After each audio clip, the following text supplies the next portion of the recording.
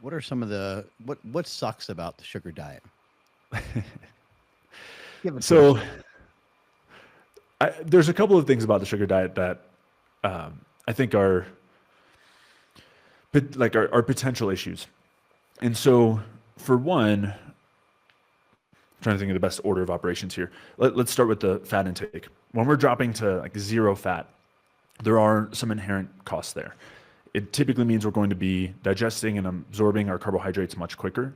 So we're going to see a big flood of glucose, maybe a bigger rise in our glucose levels, and then a bigger crash, or just a bigger decrease. And so we'll tend to be hungrier more frequently, as opposed to if we had a bit of fat in there, it slows the absorption a little bit, and also provides a bit of fuel for the areas of our bodies that do use fat, even at rest, like our muscles and our heart, which, at rest, those are generally utilizing fat. And so if they have that fat to use, they don't steal the glucose from the rest of our organ systems and our nervous system that really need it. So it can allow for a bit more stability blood sugar wise. So that's one factor. Another thing with dropping the fat really low is the hormonal side. And this is something that's shown pretty consistently in the literature, that super low fat diets tend to decrease testosterone, tend to decrease DHT. And I think anecdotally, a lot of people recognize that as well. And kind of like, you had started the question off about type 2 diabetes, I think those are the people who are least likely to notice that sort of an issue because they already have really high free fatty acid levels. So they're not really fat deficient, even though they're not eating much fat. Whereas for someone who's leaner, more insulin sensitive, they're going to be more likely to have that sort of fat deficiency symptom. So that's one concern would be, or a couple of concerns in terms of too little fat. We also have the too little protein side. And on that front, I think there's no getting around the fact that when we're creating protein deficiency, we're going to see reduced protein synthesis. It's one of the many logical systems, and responses by our bodies is when there's protein deficiency, we stop building protein. We don't have the amino acids available. We also try to stop catabolizing protein. We try to reduce protein breakdown to conserve all of the lean tissue that we have. But the longer that we go in a protein deficient state, the more likely we are to see some level of that catabolism to lean tissue. So that would be one of the other concerns there. But I think overarching, my biggest concern is that, and this obviously depends on how it's done, but if we're talking kind of the classic sugar fasting that I know you've been talking about, we're seeing a major upregulation in energy expenditure, and people are seeing that, right? They're eating a lot more, still losing weight, which can feel great, right? That's typically a pretty fun recipe. But we know that the upregulation of that energy expenditure, a decent portion of it is coming from stress. And when we see the protein deficiency, that's one of the things that signals FGF21, which I know you've talked about. And FGF21 is one of the main things that upregulates energy expenditure here. It activates uncoupling, brown tissue, like brown adipose tissue activity, and we see this big offloading of fuel, just kind of running that engine with a lot of fuel. But in the process, we're activating the sympathetic nervous system. This is our stress system, and not actually getting the energy from that fuel that we're burning off. And so one of my concerns is that in the long term, when we utilize stress-induced mechanisms for weight loss, we end up getting to a point where our bodies are deprived of energy and recognizing that as a version of a starvation state, in the same way that if we were just on a very low-calorie diet for a while. And then their propensity, due to various hormonal mechanisms and biochemical mechanisms, is to want to hold on to body weight, want to hold on to body fat. And so one of the concerns would be that that we're going to be prone to weight regain after the weight loss. And again, I think in terms of that earlier phrasing, the people who have the most to gain here, people who are insulin resistant, much higher body weight, obese, or at least very overweight, are the people who are going to be less likely to see that effect because they're not as protein deficient due to the higher amino acids. They're not as fat deficient because of the higher free fatty acids, but that would still be a consequence I'd be concerned about in the longer term. And at that point, maybe it can be something that leads to a transition toward a diet that doesn't deprive us of the fat and protein as much. Some people have described when preparing for like a bodybuilding diet, and this is men that have been on performance enhancing drugs, and I've heard this from men that haven't been on performance enhancing drugs. Both cases, people bodybuilding, they're in an excess caloric deficit, they're exercising a lot. They have felt that their diet basically castrated them. So it can get to a point where hormonally it could feel horrible. And like, that's not a great feeling as a guy to not be able to perform that way. It's a horrible feeling as a man as well, just to even have your libido almost like disappear. You're like, wait, like I'm not that, I don't have that same drive that I had before. And you're like, where the hell did that go? And so I think it is an area of caution that people do need to really pay attention to. And I like what you're saying, and it made me kind of think to myself, like, back when I was doing keto, I would pee on the sticks, I would, prick my finger, I would check the ketone levels, and I did a lot of that stuff. And then over time, I learned for myself anyway, it seemed to be the most important to get close to keto, but not even necessarily be full keto. It felt like the sweet spot for me. And in you bringing some of this up, it's like, well, maybe if we do a little bit of this, but it doesn't go so far as to induce this major FGF21 production, maybe we'll get into a pretty cool state. So maybe if we do things like just doing this for shorter durations or not doing it with the same intensity, maybe some of those things could help circumvent some of these other issues. Yeah, for sure. I mean, I think the less of the pushing in that direction, of the stress direction, the better. And I think we can still get a lot of the benefits that we are seeing here without that stress if we incorporate a bit more of the protein and a bit more of the fat. And we see this in a lot of there's a lot of studies looking at lower fat diets and moderate protein diets that still show incredible improvements in insulin resistance and weight loss as well. And they'll bring the fat maybe to 20%, protein in the 15 to 20% range. And they're still, I know one of the studies you've talked about with a few different people in terms of there's that one recently looking at humans on low protein diets and seeing increased FGF21 and increased energy expenditure. And they had to keep increasing the calories in order to have them maintain weight. There's a similar study looking at, and this one was in women. I know you were saying, maybe this only applies to men. I think the study was in men, but there's another study in women who were given either a higher fat diet, 37% of their calories from fat, versus a lower fat diet, which was 21% of their calories from fat, and protein was around 19%. And they had the same effect. They went on both diets. And when they went from the control diet, the higher fat diet, to the low fat diet, they had to keep increasing their calories in order to not lose weight. By the end of the study, they were at 20% higher calories than when they were on the control diet, and they had still lost considerable body fat during that time, and they actually put on lean mass.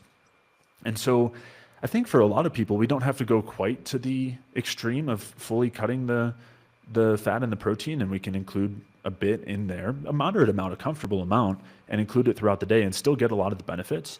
It's true that we're probably not going to see quite the same movement on the scale because that stress from the FGF21 really upregulates energy expenditure, and that's going to create that greater fat loss and weight loss for sure. But I would prefer a slightly slower, slightly steadier approach that wouldn't come with that stress, and I think there would be a lot less likelihood of regaining weight after and a lot less likelihood of lean mass loss if we did it that way. So what do you think about that, like that daily structure where you do maybe we call it intermittent sugar fasting? You sugar fast until dinner, and then you have a protein and a starch source, for instance, that kind of gives you a more well-rounded nutrient intake on the day, but still kind of gives you that really strong metabolic effect during the daytime where you're not giving yourself fat to perhaps interfere with the cells taking up glucose or fructose for that matter. And then also kind of giving yourself like a temporal protein restriction.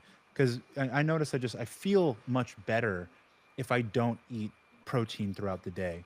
And I have more energy, but it's not like I necessarily have this like, what we were talking on what we just recorded, like a more manic energy if it's just like pure sugar. But if it's more balanced with the fiber from fruit or perhaps some starch, it's a very like light but sustained energy. And then I can kind of essentially recover every single night with a normal dinner. Yeah, I'll share my thoughts on that approach, right? Like kind of the intermittent sugar fasting approach, and then the dinner with more protein. But I'm just curious, Josh, in your case, if you're having the protein earlier, like a more moderate amount or a small amount, like what's the point? What's the level of protein that you need to start to have the negative effect? And do you notice it at night too? Like, do you have kind of a crash after dinner, but it's okay because you're going to sleep anyway? Well, I mean, I definitely don't have like at night, it doesn't feel like a crash so much. It feels like the natural progression of the day where I'm winding down and relaxing, and then I want to kind of, maybe socialize a bit and go to bed, right? So, but during the day, I just felt like it just not really like necessary. And it's also much easier, especially like I almost have so much energy that I don't want to like sit down and like have a meal. I just kind of want to drink some juice, have a smoothie, eat some fruit, and kind of keep going. But I did say like I found that if the protein that I eat during the day is egg or especially dairy, I can really maintain that light energy and feel really good. But if I were to eat meat or chicken or something, like I'm sure I could have a very small amount and still have a good amount of energy. But I felt that if I kept it to dairy or less, and by less I guess at that point just like dairy or no protein at all, I definitely just felt like way better. And I've always defaulted towards this. When I was carnivore, I drank milk. I mean, maybe some people don't think milk is carnivore, but I would like drink milk and have eggs during the day, and then I would eat my meat at night.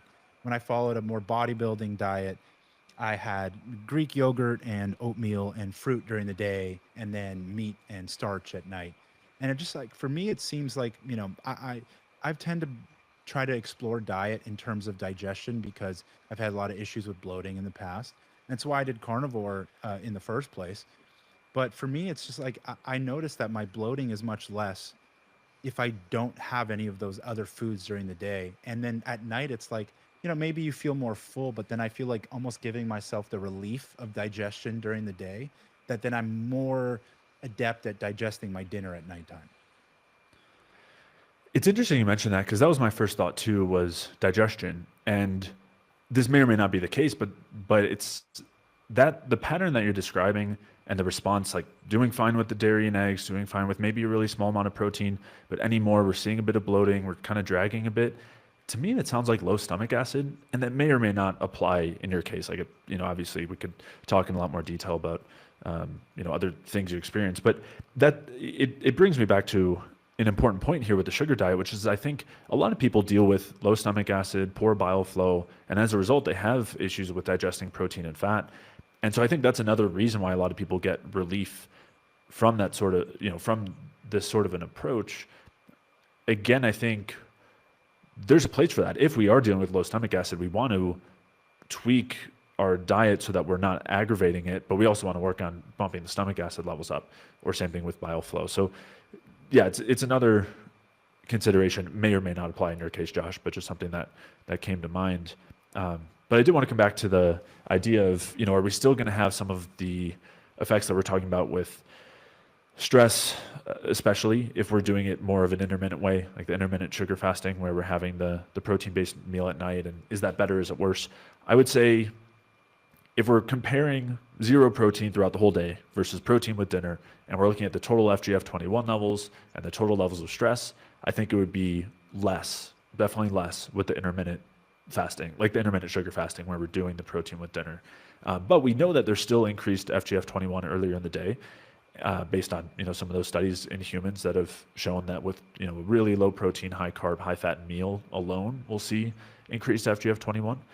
And so we're still going to be having, I would argue, we're still having that protein deficiency earlier in the day, which is a requirement for driving the FGF21. Like, it's in order to activate it, the pathway that increases FGF21 activity requires that there's a lack of amino acids available to the ribosomes to produce proteins, drive protein synthesis. And that's what then leads to the activation of the ATF4 pathway that increases FGF21. And so we are still seeing that earlier in the day. We're still getting some upregulation of the sympathetic nervous system. So I still don't think it's ideal in the same way that I think intermittent fasting isn't ideal. where we know that we're still upregulating stress earlier in the day and then lowering it later. This, I think, would be upregulating stress to a lesser extent because we're still having a lot of carbs, which is fantastic. But I still think we're not able to get around that sympathetic activity. And so I would rather have some of that protein spread out throughout the day and a bit of the fat spread out throughout the day as well to minimize those stress effects. But I think it would at least be, I would prefer to go that route than to do just the full sugar fast in most cases. Well, you mentioned how in some cases, at least for a short time, a ketogenic diet might be what's most beneficial for a given person as just like a therapeutic intervention. But, I wonder then, like, is the sugar diet in many ways maybe a really good tool for a lot of people to get from a less healthy place to a much healthier place? And one of the reasons I ask that is, again, using my own experience, like I have been, I would say at this point, like I've been tinkering with Repeat bioenergetics for about 5 years now. And I felt like when I started getting the sugar diet, all of a sudden the results that I had been wanting for years, like just like sped up incredibly. And when I was eating a very well balanced diet, and I'm someone who spent a lot of time weighing and measuring food over the years, and so I really kind of knew what I was eating.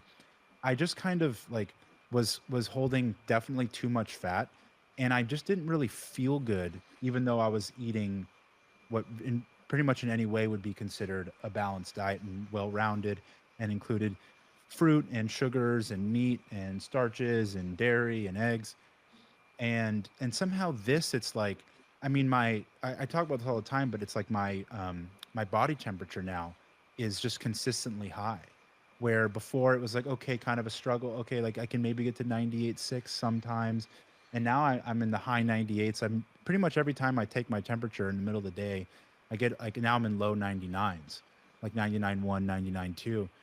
And yeah, I just kind of felt like it was like I hate using the word shortcut, but it like all of this really complex information that's out there in the repeat world, somehow sugar diet just like gave me a straight road.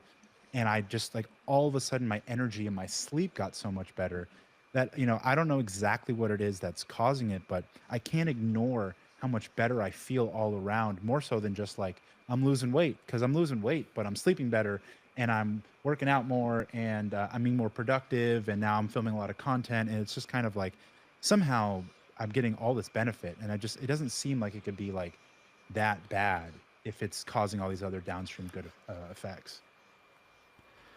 Yeah, I think there are a few different versions of shortcuts.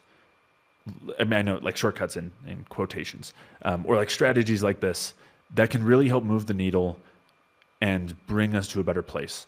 And I think when I was on Power Project last time talking with Mark and Seema, we were talking about intermittent fasting, we were talking about low carb diets, and I was talking about some of the costs to those. And they had proposed the same question. It was like, what about using this as a short-term intervention for someone who's got a lot of weight to lose or is having trouble seeing the needle move, and it can allow them to feel a lot better? And I said, sure, I think it's better than not having any success. But I think also for a lot of people, if they were to just eat, good quality protein sources and fruit, like if we were doing kind of the meat and fruit approach, that could be, I would prefer that shortcut over keto, or that shortcut over intermittent fasting. And I think I would probably still prefer that over the sugar diet, but that doesn't work for everybody either, for one reason or another. And so if this is one of those other strategies that we're throwing into that bucket, I'd prefer it over keto and intermittent fasting for sure. I think it's less stressful than those, and going to come with less long-term potential consequences, and could be something that springboards someone forward.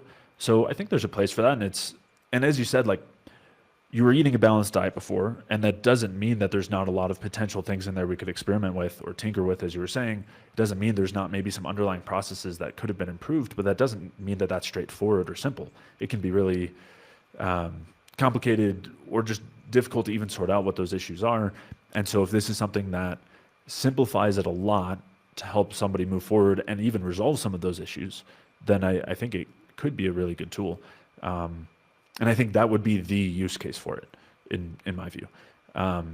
with the idea of it being kind of a temporary stepping stone toward getting to a place of better balance. But again, I'm not trying to go to with that cop out of like an average balanced diet is ideal. You know, a balanced diet for me, I think could look very different from, you know, you or Mark here at any point in time. And it's rare that I'm recommending someone eats the exact same way that I do. I mean, it's personally like I'm eating about 40% calories from fat, 40% from carbs, and then 20% protein. And a lot of people would gain weight doing that, especially if they just jumped into it. Obviously there's a lot more than just macros. It's the types of foods I'm eating and things like that. But, and I'm able to maintain like, you know, good body composition and everything there. But yeah, I think if there was a use, I think that would be the use case for it, is that sort of scenario. I'll kind of leave it there.